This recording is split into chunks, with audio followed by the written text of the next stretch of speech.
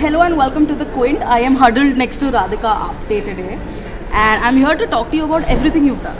Oh!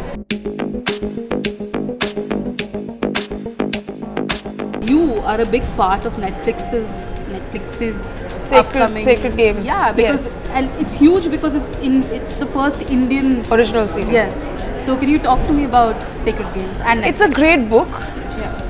And I think it's going to be a really good series. It's a great adaptation. So it's going to be seen in many countries, whatever 100 and some countries that they have. It's going to be seen everywhere. And it's our first one. Yeah, so and you are a part of it. So yes, I play a like raw hats agent. off to that. Padman.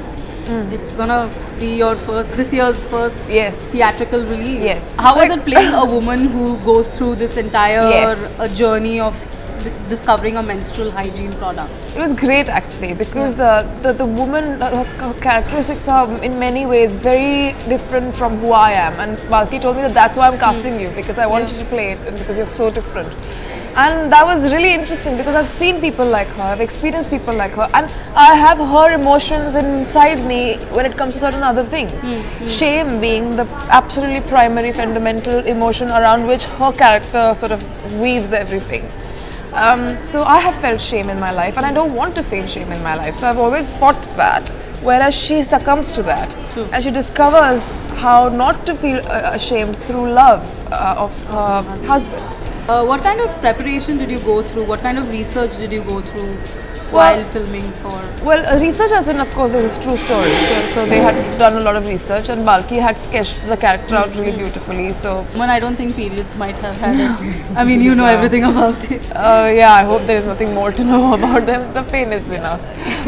What was that one menstrual taboo that you probably heard of while researching that very absurd to you, that just didn't make any sense? I was very ashamed of myself when I realized that I didn't know certain things.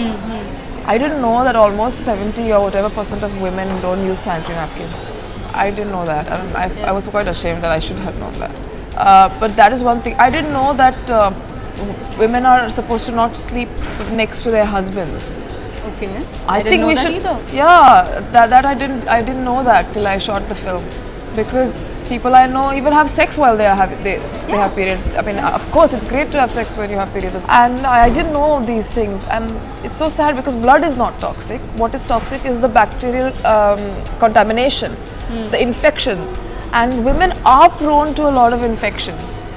Because of that, because of blood and bacteria thriving on blood. So hygiene is the most important, not the blood. There's no problem with the blood. If the blood wasn't there, you wouldn't be born. Let's talk about the Time's Up campaign.